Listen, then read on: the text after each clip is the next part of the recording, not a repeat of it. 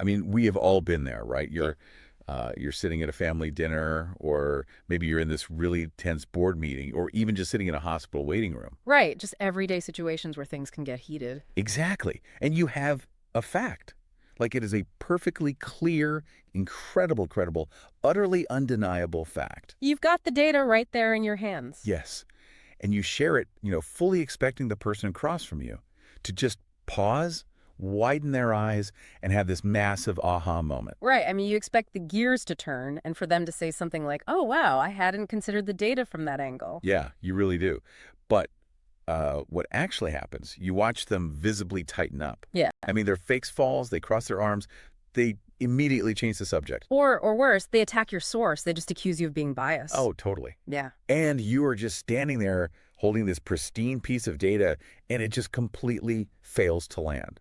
You're left thinking like, what is wrong with you? The numbers are literally right here. It is an incredibly frustrating experience. Yeah. And you see it across every imaginable topic today. Oh, everywhere. Public health, crime statistics, community change, gender identity, immigration. I mean, the facts are accurate, but they just bounce right off the listener. Which brings us to the mission of today's deep dive.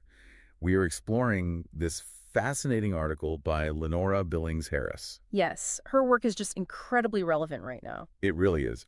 And for those who don't know, she is an internationally recognized authority, an author, and she's the founder of the Critical Voices Initiative. With, what, over 35 years of experience? Right. Over 35 years of award-winning experience in the field of inclusion across both public and private sectors. So she really knows her stuff. Absolutely. And she has investigated exactly why our facts fail to land.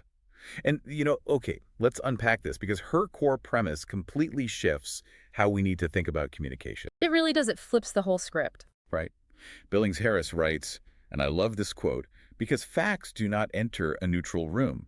They enter a human being. That right there, that is the pivotal shift. I mean, when information challenges what we believe or, who we trust or where we belong. It gets personal. Exactly. The brain does not process it like a spreadsheet. It treats that information less like data and more like a literal physical threat. I mean, that is just such a wild concept to wrap your head around. Yeah. Because we really like to think our brains act like impartial judges. Oh, for sure. We all want to think we're perfectly rational. Right. We imagine our minds sitting up on a bench in a little black robe, just calmly weighing the evidence, looking at the data, and rendering this purely logical verdict based solely on the merits of the case. But the reality is quite different. Yeah, it sounds like our brains are actually acting more like, defense attorneys just desperately trying to protect a client at all costs. Yeah, the defense attorney analogy is spot on. And, what's fascinating here is there is a massive body of psychological research showing exactly how that plays out. It's like biologically and psychologically. Yeah, it is a phenomenon known as motivated reasoning. And to really understand the mechanics of it, we have to look at the classic research done by psychologist Ziva Kunda. Okay, so how does Kunda's work explain this whole defense attorney brain thing? Yeah. Like, what is actually happening mechanically when someone hands us a fact that we just really don't like? Well, Kunda demonstrated that our desires and our preferred conclusions completely dictate the search process in our minds. Oh, interesting. So it's rigged from the start. Essentially, yes. When you want to believe something is true, your brain asks, can I believe this? And it searches your memory for any supporting evidence, rules, or past experiences that allow you to say yes. Okay, that makes sense.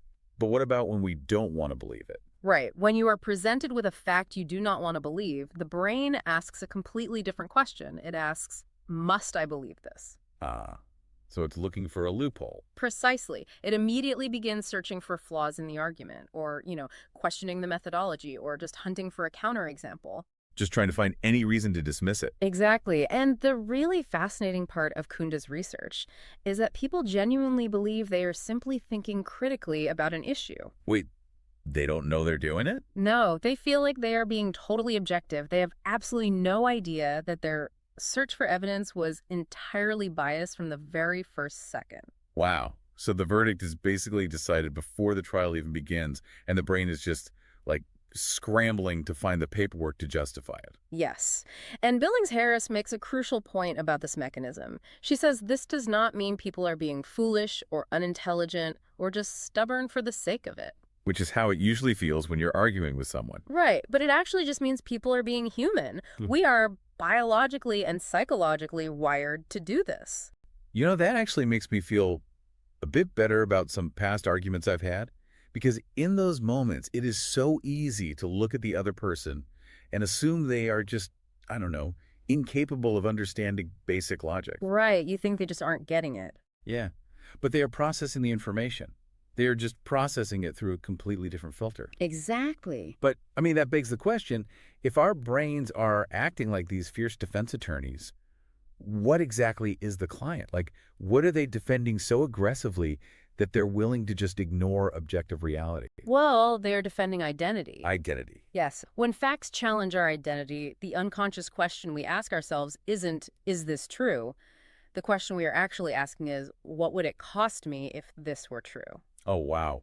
Here is where it gets really interesting, because the stakes there are just incredibly high, aren't they? Oh, incredibly high. I mean, we aren't just debating whether a statistic is 40% or 60% anymore. We are talking about someone's sense of belonging. We're talking about dignity, loyalty, and self-respect. Yes, you are essentially asking someone to potentially blow up their understanding of who they are. To see how powerful this is, though, I know you mentioned we have to look at Danke Hand's work on identity-protected cognition. Yes, Kahn's research is absolutely brilliant on this. He ran this incredibly revealing experiment where he tested people's ability to solve a basic math problem. Okay, math problem. Like what kind of problem? It was a standard numeracy test. Participants had to interpret a data table to figure out if a hypothetical skin cream was effective at treating a rash. Okay, so just a really straightforward logic puzzle. No emotional baggage there. Right. And as you would expect, people who were generally good at math solved it easily, and people who struggled with math had a harder time. Makes sense. But then Kahn introduced a twist. He took the exact same numbers, the exact same data table, but he changed the labels. Change the labels to what? Instead of skin cream, the data was now supposedly about whether gun control legislation decreased or increased crime. Oh, wow. Okay, I can already see exactly where this is going. The results were staggering. Suddenly, people's ability to do basic math deteriorated completely if the correct answer contradicted their political beliefs. Wait, they literally forgot how to do math. Basically, highly numerate people, people who were excellent at math, actually performed worse than people with lower math skills if the data went against their identity. That is mind-blowing. Their sophisticated brains didn't use math to find the truth, you know? They used their math skills to find the flaw in the data that threatened their worldview. So being smart doesn't protect you from this at all. Not at all. Being smart just makes you like a more skilled defense attorney for your own biases. Exactly. The intelligence is just weaponized to protect the identity. And Kahan's research on cultural cognition proves that our perceptions of scientific consensus and risk are almost always shaped by our values and our group identity, not by the raw evidence. You know, if you are listening to this right now and thinking about that one uncle you argue with every single holiday. I'll have one. Right. Well, Billings-Harris maps out some incredibly relatable examples of how this plays out in real life. Let's start with a family dynamic. Sure, family is a great place to start. So imagine a sibling rejecting data about housing discrimination experienced by someone of a different ethnicity. From the outside, it just looks like they're stubbornly denying a socioeconomic fact, right? Right. It looks like they're just being ignorant. But internally, if you apply Kahan's theory, the stakes are totally different. Mm-hmm. Accepting that fact actually threatens a cherished family narrative that, everyone succeeds if they just work hard enough. Exactly. If that sibling accepts the data about systemic discrimination, the unconscious cost is massive. Because of what it implies about their own life. Yes. It means acknowledging that maybe their parents' success, or their own success, wasn't purely due to grit and hard work. It disrupts the foundational story that binds their whole family together. So the defense attorney brain jumps in and says, nope, reject this data, protect the family narrative. Precisely. That makes a lot of sense. But I'm imagining how dangerous this becomes in life or death scenarios. I mean, if it's that intense at a family dinner over turkey, what happens when there are actual power dynamics involved, like a doctor and a patient? That is a critical area, and Billings-Harris actually gives an example in healthcare. Oh, really? How does it play out there? Imagine a male clinician who is presented with a report from a female patient, and she says she felt dismissed or marginalized during her visit. Okay. Now, the clinician strongly resists this feedback. He points to his charts, his procedures, his medical facts to prove he did everything right. And we see exactly why he does that now. Yeah. The deeper concern isn't the chart, it's his professional identity. Right. Accepting her report threatens his core identity as this compassionate, competent caregiver. Mm-hmm. The internal monologue is, if I accept her experience as true, does that mean I'm a bad doctor? Does that mean I have failed? And rather than face that identity threat, the brain just completely rejects her feedback. And you see the exact same mechanism in law enforcement and criminal justice, too. Like, imagine a leader in a police department receiving feedback from a marginalized community about a harmful practice. That happens all the time. Right. And the leader rejects that feedback outright and just throws crime statistics back at the community. Which is entirely missing the point of the feedback. Exactly. Yeah. Because he isn't just defending a policy. The feedback feels like a literal accusation against the honor of the entire profession. Accepting it might feel like dishonoring good officers. The whole identity of being a protector is under threat. It is a profound threat. And, it is crucial to note that this happens in spaces that pride themselves on being incredibly progressive and open-minded, too. Oh, really? Like where? Take a nonprofit board meeting. Say a trustee is handed demographic data showing exactly who is not being served by their programs. The numbers are totally clear. The facts are right there on the table. Right, but the trustee resists the data. They maybe question the methodology of the survey or say the sample size was too small. Let me guess. Eh. Because the data shatters the organization's cherished self-image that we welcome everyone and we are the good guys. Precisely. In every single one of those cases, the visible argument is about facts. The clinician arguing about medical protocols, the trustee arguing about survey sample sizes, the sibling arguing about work ethic. But the deeper invisible concern is always, who am I if I accept this? What will it cost me? Exactly. Which, that completely explains why my instinctual reaction when someone disagrees with me, which is usually to just pile on more facts, always makes things exponentially worse. Oh, piling on facts is the worst thing you can do. I've totally ruined conversations by bringing up a second article or a spreadsheet thinking, oh, you didn't believe that statistic, let me show you 3 more. We all do it. But if I'm understanding this right, when we offer them another fact, we aren't informing the jury. We are just triggering the defense attorney to object even more aggressively. That is the exact moment the backfire effect kicks in. Backfire effect. Yes. Raymond Nickerson's extensive review of confirmation bias explores this deeply. People naturally seek out and interpret information in ways that support their existing beliefs. So they're already wearing blinders. Exactly. So, when you offer another fact without first addressing the identity concern underneath their resistance, you're basically just handing their defense attorney a new piece of evidence to tear apart. Wow. You are literally throwing facts at a locked door. Worse, you are making them reinforce the lock. What do you mean? The backfire effect shows that when people are presented with facts that contradict their deeply held beliefs, they don't just reject the facts, they actually walk away holding their original beliefs more strongly than before. You're kidding, so they get even more stubborn. Yes, because they had to work so hard to defend their identity against your facts that the belief becomes further entrenched. And if we connect this to the bigger picture in our current polarized climate, people are not just defending an opinion about a policy anymore. Right, it's bigger than that. They are defending a political home, they are defending a faith tradition, a professional identity, a moral self-image. Okay, but this is where I really struggle with this entire framework. Because, if facts don't work and people are just locked inside these identity fortresses where their brains literally cannot do the math, what are we supposed to do? It's a very common question. Do we just give up? Because my instinct, when someone says something absurd, is to say, are you blind? The data is right here. Are we supposed to just swallow our pride, water down the truth, and validate their feelings so they don't feel threatened? Not at all. Because that just sounds like a recipe for never solving any actual problems. It is a completely valid frustration, and it is the critical tension Billings-Harris addresses head-on in her work with the Critical Voices Initiative. So how does she solve it? The strategies she developed are absolutely not about surrendering the truth or watering down reality. She makes it very, very clear. Compassion is not avoidance. Respect is not silence. Okay, I like that. We can be both kind and clear, but we have to realize that our default methods of being clear usually involve shame. Right, like my default is saying, how can you not know this? Exactly. Leading with sarcasm, accusation, or even just aggressive logic triggers the exact biological defenses we are hoping to bypass. It puts them right back in the courtroom. Exactly. So instead, Billings-Harris provides highly actionable alternative scripts that reframe the entire interaction. They don't compromise the facts, but they lower the temperature so that rational thinking can actually return to the room. Okay, let's look at how to actually put this into practice, because this is where the rubber meets the road. Sure, let's do some examples. If I'm talking to someone who is flatly ignoring a piece of data I just presented, my instinct is to say, well, you are just ignoring the facts. What is the Billings-Harris alternative? Instead of accusing them of ignoring reality, you might say, I wonder if this information feels threatening because it challenges something important to you. Oh, man, that is incredibly hard to do in the moment. It takes practice. I mean, I want to tell them they're wrong, but instead you're saying I need to acknowledge the emotion rather than attack the logic.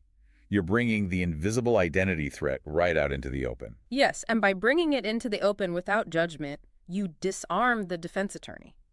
You are signaling that you are not a threat to their identity, which calms their nervous system down. Okay, what about apathy?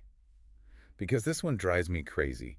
If I share data about a community suffering and the person just shrugs and seems totally dismissive, my brain just screams, you just don't care about anyone but yourself. We've all felt that anger. Right. So how do I handle that without putting them on the defensive? You could say, I believe you care about fairness. May I share why this situation may not feel fair to others? Oh, that is fascinating. It actually affirms their identity first. You're telling them, hey, I see you as a fair person. Yes. It seems like that would make them want to live up to that identity by listening to you rather than doubling down on being dismissive. Exactly. It creates a bridge. You are aligning the new information with an identity they already value, being a fair person, rather than making the information an attack on their character. Okay, here is the absolute hardest one for me. Let's hear it. When someone says something that is objectively, demonstrably absurd, like a conspiracy theory or a total fabrication, Yeah. and you just want to scream, that is ridiculous. Which we know won't work. Right. If I say that, they dig in. So what is the alternative there? Cause. And you say, help me understand what feels most difficult to accept about this information. Wow. You are literally inviting them to explore their own cognitive dissonance. You're asking them to become curious about their own resistance. Precisely. And if they turn it around and tell you to go educate yourself, which, happens quite a bit, All the time. instead of getting defensive yourself, you might say, would you be open to looking at this with me? Not to win an argument, but to understand what we may each be missing. Not to win an argument. You are taking the threat of losing, which is a massive identity threat, completely off the table. Exactly. Now, realistically, do these phrases work like magic spells?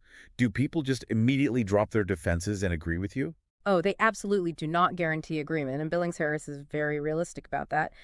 But they do something far more important in the long run. Which is? They keep the conversational door open. They create a psychological space where reflection is actually possible, rather than forcing the other person into a corner where their only option is to fight their way out. You're giving them an out. Yes, you are giving them an off-ramp that allows them to keep their dignity intact while considering new information. It really makes you stop and ask what all this means for how we actually approach our daily lives. Because I have a major confession to make. Uh-oh. As we have been walking through all these examples, the stubborn sibling at the family dinner, the defensive clinician, the resistant board member, it is incredibly easy for me to sit here and think about all the stubborn people in my life who desperately need to hear this deep dive. I'm sure you have a list going. I literally have been mentally making a list of people. I want to text this audio to the second we're done. And that instinct brings us to perhaps the most challenging part of Billings-Harris's entire framework. Oh, no. Because this raises an important question. Critical conversations require profound self-awareness. Because the ultimate warning here is that motivated reasoning is not something they do. Identity protective cognition is not a flaw in other people. It is something we do. Yeah, that is a really tough pill to swallow. We all have our blind spots. We resist facts that challenge our favorite political leaders, our preferred social causes, our own generation, or our own faith community. I mean, I definitely do that. We all do. We selectively demand rigorous methodology when we hate the results of a study, but, we blindly accept a sketchy tweet if it confirms what we already believe. And we are especially prone to resisting facts that challenge our sense of ourselves as highly rational, open-minded people. I think that is the ultimate trap. It really is. The moment you sit back and think, well, I understand motivated reasoning now, so I am an objective thinker, I am immune to this, Yeah. your own bias has just successfully fooled you. Your defense attorney just won the case without you even knowing there was a trial. The moment you think you are immune is the moment you are most vulnerable. The skills taught by the Critical Voices Initiative require a dual awareness. You have to monitor the room and the other person's identity threats. Absolutely. Right. But you also have to monitor your own internal threat response right at the exact moment you are asking someone else to critically examine theirs. So what does this all mean to bring all of this together for you listening? I mean, evidence absolutely still matters. Truth matters. Billings-Harris is not saying we abandon facts in favor of everyone just validating each other's feelings all the time. No, not at all. But facts become infinitely more powerful when they are delivered in a way that honors the human being who has to wrestle with them. We can speak truth without contempt. Yeah. We can invite reflection without demanding surrender. It is about changing the environment the facts enter. If you walk into a freezing room, a seed won't grow, no matter how good the seed is. It's a great metaphor. Thanks. It doesn't mean the seed is defective. It just means the conditions are hostile. You have to adjust the temperature of the room first. Which brings us back to that physical sensation we talked about at the very beginning of this deep dive. I want to leave you with a final thought to mull over this week. It's a really powerful one to sit with. Next time you are in a conversation or even just scrolling on your phone and you encounter a statistic or a piece of news that you instinctively hate, you feel that sudden physical tightening in your chest, that overwhelming urge to immediately exit the conversation or open a new tab to debunk the data. Just pause. Don't let the defense attorney take over. Exactly. Don't immediately deploy your mental defense attorney to go hunt for loopholes. Instead, ask yourself this: am I truly rejecting this information because it is factually incorrect? Or am I just terrified of what I might have to change about my life and who I might alienate if it turns out to be true?